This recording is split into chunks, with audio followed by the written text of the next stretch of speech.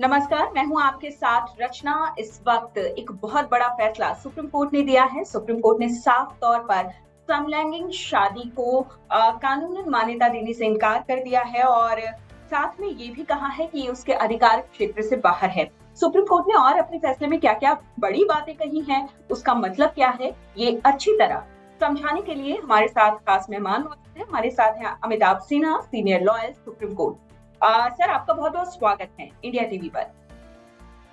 जी। Supreme court के इस फैसले का मतलब क्या है? जो उन्होंने कहा है, मान्यता देने से इनकार कर दिया है और कहा है कि हम सिर्फ कानून की व्याख्या कर सकते हैं। धन्यवाद। आपने एक बहुत ही महत्वपूर्ण आज के सुप्रीम कोर्ट के फैसले पर चर्चा करने के लिए जो विषय निकाला है और जो मुझे उसके लिए समय दिया है, तो ताकि मैं आपके व्यूअर्स से बात कर सकूं, इसके लिए मेरा हृदय से धन्यवाद।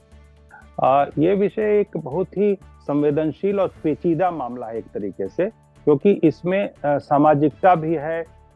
इसमें समाज में जो एक आर्थिक उसकी अवस्था है, सामाजिक संरचना में जो आर्थिक संरचना होती है, जो प्रॉपर्टी राइट्स हैं, इन सब चीजों के ऊपर में भी इसके रिपरकशंस इसके होने थे।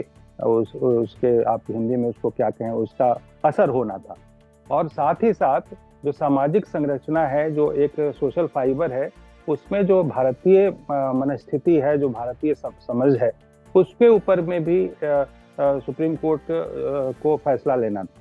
लेकिन उसके साथ साथ एक बहुत जरूरी और बहुत ही, जिसको आप कह सकते हैं कि संवेदनशील, जो मैंने शब्द प्रयोग किया, वो ये कि ये सुप्रीम कोर्ट के दायरे का विषय है या ये विधायिका के दायरे का विषय है। क्योंकि ये इसमें कई बार मैंने देखा है, मैं सुप्रीम कोर्ट के प्रैक्टिस के दौरान भी और अदरवाइज भी, मैं एक भारत के नागरिक के नाते मैंने देखा है कि सुप्रीम कोर्ट कई बार पिछले कई समय से ऐसा लगता है कि वो पॉलिटिकल प्रेशर के कारण या किसी भी कारण से मैं मानूं, तो वो एक जुडिशियल एक्टिविज्म या जुडिशियल ओवररीच की भी चर्चा समाज में हो रही है, मीडिया में हो रही है। तो उसका भी एक खतरा होता है कि जो सुप्रीम कोर्ट है वो या हाई कोर्ट्स भी अपने दायरे में रहें, या वो बाकी के जो स्तंभ हैं संविधान के, जिसमें कार्यपालिका है, विधायिका है, उसके दायरे को की भी वो एक तरीके से मैं शब्द का प्रयोग कर रहा हूँ, घुसपैठ करे।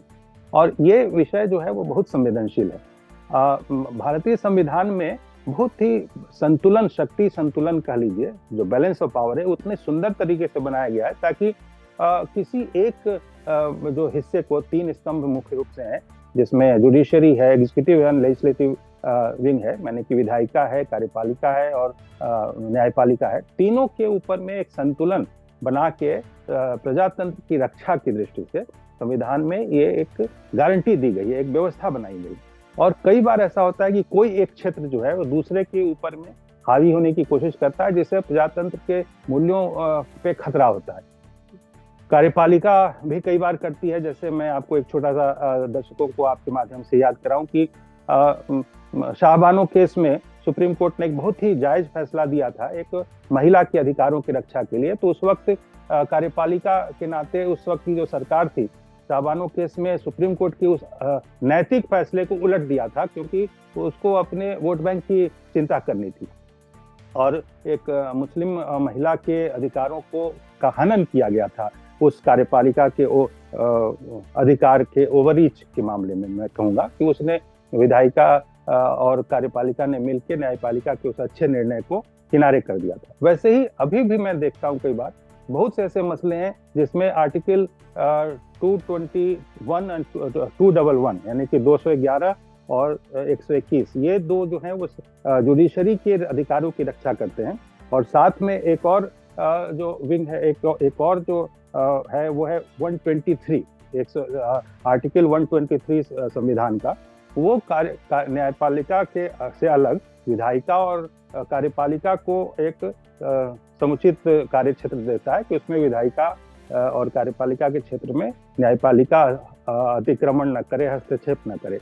तो एक तरीके से 211 और साथ में 121 और 123 आर्टिकल्स जो हैं कॉन्स्टिट्यूशन के, उसमें बैलेंस ऑफ पावर बनाने की कोशिश है। अब ये जो विषय था, जो सेम सेक्स मैरिज, समलैंगिक विवाह को मान्यता कानूनी देना, इसमें एक तरीके से विधायिका का कार्य क्षेत्र है, क्योंकि विधायिका जो है वो जनता की इच्छाओं के अनुरूप वो कुछ कार्य करती है, क्योंकि वो चुनी हुई सरकार है और कानून बनाने का अधिकार हमेशा विधायिका के पास है। ये एक एस्टेब्लिश फैक्ट है। सुप्रीम कोर्ट उस कानून को बनाने के काम कभी नहीं करना चाहिए उसको। कई बार कराने की कोशिश करती है, मैंने देखा है कि दिनों, लेकिन यहाँ पर मुझे ऐसा लगता है कि विजडम प्रिवेल्ड, यानी कि समझदारी रही कायम सुप्रीम कोर्ट के इस जजमेंट में, और अंत में उस फैसले में उन्होंने जो कहा है कि नहीं, इसका अधिकार विधायिका के पास ही रहेगा।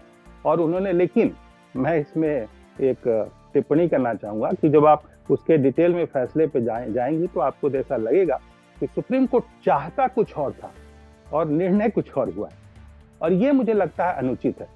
ये सुप्रीम कोर्ट को थोड़ा सा ध्यान रखना चाहिए, जजेस को, खास करके अभी जो एक पैटर्न चल रहा है उसमें बहुत सी जगहों पे मुझे लगता है कि एक संतुलन बनाना चाहिए उनको, अपने मन की बात को कोर्ट के ऊपर रूम में कहने में के लिए या फिर जजमेंट में कहने के लिए, क्योंकि जजमेंट जो है वो एक सैक्रोसेंट, एक बहुत ही पवित्र चीज है, वो एक दस्तावेज बनता है।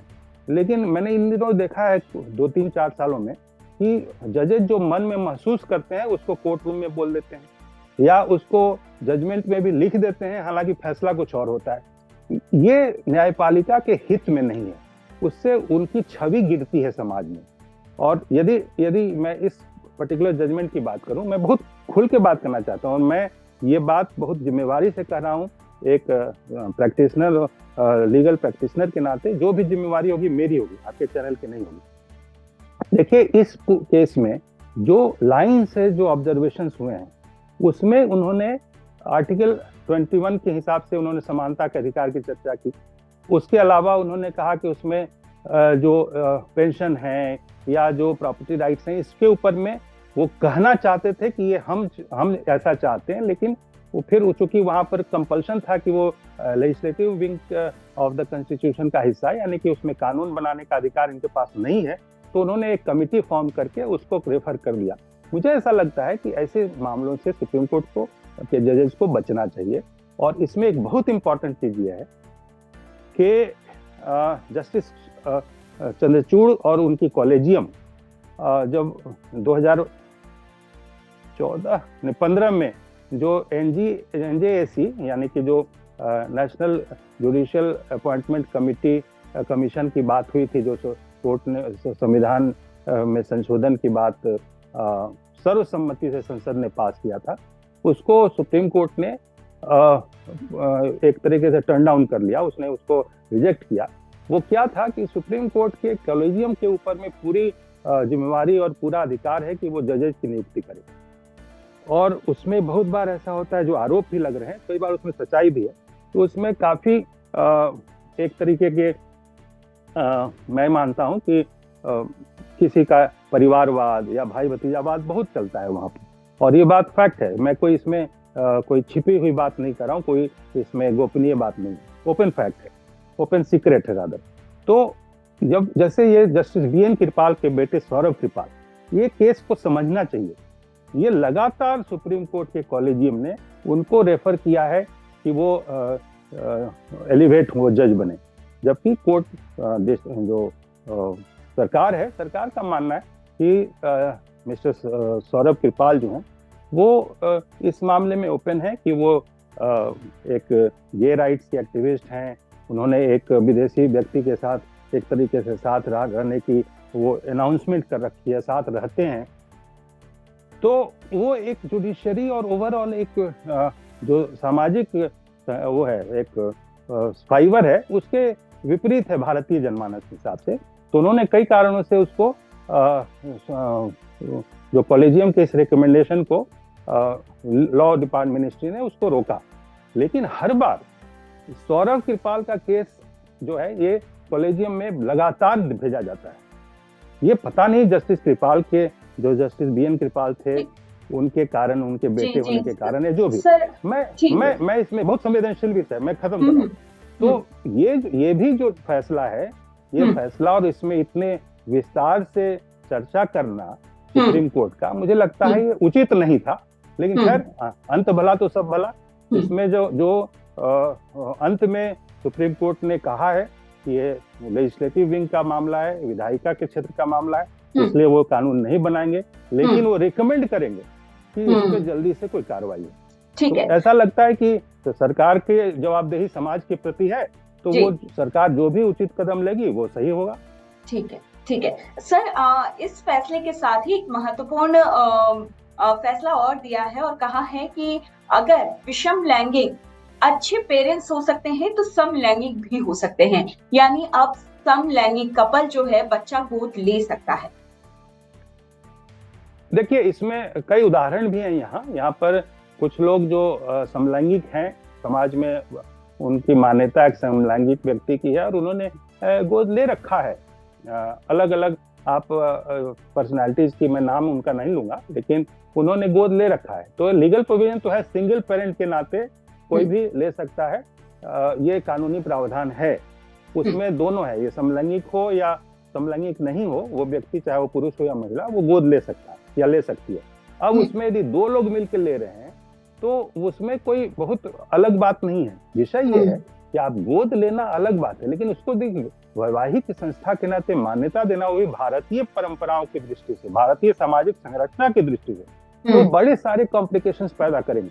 और साथ ही साथ यहाँ पर जो संपत्ति के अधिकारों की बात होती है, तो उसमें दो पुरुष या दो महिला यदि साथ में शादी करके रहते हैं, तो दो पुरुष के साथ में रहने से जो दो परिवारों का संपत्ति का मामला है वो भी क्लैश करने की संभावना है। तो ये एक मेरी अपनी अंडरस्टैंडिंग है। इसलिए मुझे ऐसा लगता है कि भारतीय समाज ने ऐसी चीजों को मान्यता नहीं दी है। ठीक है, चीजें अपवाद स्वरूप बहुत सी चीजें होती हैं, लेकिन वो मान्यता प्राप्त नहीं है। और ये भारतीय मानसिकता का सम्मान होना चाहिए। नहीं तो हर चीज में जो सनातन व्यवस्था की दृष्टि से जो उचित है, उसको यदि डिनाउंस करने की हैबिट सुप्रीम कोर्ट रखेगा, बाकी के धर्मों के बारे में उसका सम्मान पूर्वक रहेगा विचार, तो मुझे लगता है ये अनुचित है और असंतुलित व्यवहार है सुप्रीम कोर्ट का। कई बार ऐसा मैंने देखा है। ठीक है सर, मेरा आखिरी सवाल आपसे ये है कि सुप्रीम कोर्ट ने कहा है कि हमारा उद्देश्य किसी तरह की कोई नई सामाजिक संस्था बनाना नहीं है, लेकिन सरकार को समलैंगिकों की सुरक्षा के लिए, एलजीबीटी पर्सन्स की सुरक्षा के लिए किसी न किसी तरह का कानून बनाने की जरूरत है।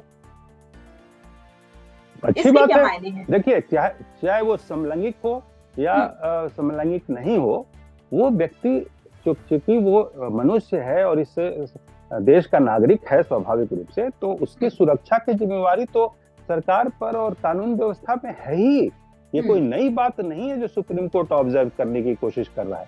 मेरा मानना है कि इस विषय पे, क्योंकि सरकार का विषय है किसी भी व्यक्ति को सुरक्षा देना, तो अंडरलाइन करना कि वो व्यक्ति असुरक्षित है जो समलैंगिक है, इसका मतलब है कि कहीं ना कहीं डायरेक्ट मैसेज देने की कोशिश है कि ये लोग कायदे से असुरक्षित हैं और उनको सरकार सुरक्षा दे। मुझे लगता है ये मैंने तो जितना लीगल सिस्टम में देखा है, कोई भी व्यक्ति यदि वो समलैंगिक भी हो, उसके ऊपर में कोई इस तरह की कार्रवाई या उसका कोई असुरक्षा होती नहीं है। मैंने जितना अनुभव किया है अपने कानूनी जीवन में एज ए प्रैक्टिशनर, तो उसके ऊपर में ऑब्जर्वेशन देना मुझे नहीं लगता है कि कोई बहुत अप्रोप्रिएट था। लेकिन चलिए, होता क्या है कि कई बार आप तो चाह रहे हैं कुछ कहना, नहीं कह पा रहे हैं किसी मजबूरी में, तो कई तरीके से कहने की कोशिश की जाती है, वही है। ठीक है सर, अब तो मैं इसमें थोड़ा सा विषयांतर हो जाए। जी जी, मुझे लगता है कि इसमें अब रिव्यू पिटीशन ही फाइल हो सकता है, लेकिन उसका भी अर्थ वही होगा कि सेम बेंच के पास जाएगा, क्योंकि इसमें अब वो उसका लार्जर बेंच का भी कॉन्सेप्ट है, लेकिन फिर वो इंडेफिनिट एक्सटेंड होगा। यदि बेंच में आ गया ये, तो फिर ये पिटीशन फाइल कर सकते हैं कि या तो रिव्यू में जाएं या लार्जर बेंच को रिकमेंड कराएं। तो वो एक दो प्रोसेस है, लेकिन मैं ये मानता हूँ यहाँ पर कि सुप्रीम कोर्ट के ऐसे मामलों से बचना चाहिए। मैं थोड़ा विषयांतर है लेकिन बोलूंगा। अब जैसे अभी कुछ दिन पहले एक ईडी का केस आया कि राजनेता के विषय में, उसमें सुप्रीम कोर्ट के ऑब्जर्वेशन जनरली ऐसे नहीं होते कि उन्होंने कहा कि ऐसे मामलों में ट्रायल कोर्ट में ये केस आपका स्टैंड नहीं करेगा। ईडी को उन्होंने ऑब्जर्वेशन में कहा, इससे ट्रायल कोर्ट इन्फ्लुएंस होता है। अब यदि सुप्रीम कोर्ट, जो कि एक अल्टीमेट जुडिशियल बॉडी है, यदि वो ऐसा ऑब्जर्वेशन दे देती है तो वो, जो कि बेल एप्लीकेशन में ऐसे ऑब्जर्वेशंस की जरूरत एकदम नहीं है। हम लोग 30 साल से मैं प्रैक्टिस कर रहा हूँ, कभी भी ऐसा नॉर्मल केस में नहीं होता कि सुप्रीम कोर्ट ट्रायल कोर्ट को किसी तरीके का इनडायरेक्टली इन्फ्लुएंस करे, जाने या अनजाने। लेकिन यहाँ पर मैं बहुत स्पेसिफिक हाईलाइट करके कहना चाहता हूँ कि ऐसे मामलों में सुप्रीम कोर्ट को संयम से काम लेना चाहिए, वरना होगा क्या कि कोर्ट जो है, जो एपेक्स कोर्ट है, वो एक इमेज फॉर्म करवा रहा है समाज और देश में कि वो एक एक्टिविस्ट कोर्ट है। इससे बचना चाहिए। हमसे बातचीत करने के लिए और इतनी आसान भाषा में फैसले का मतलब समझाने के लिए आपका बहुत बहुत शुक्रिया अमिताभ जी। धन्यवाद। Thank you.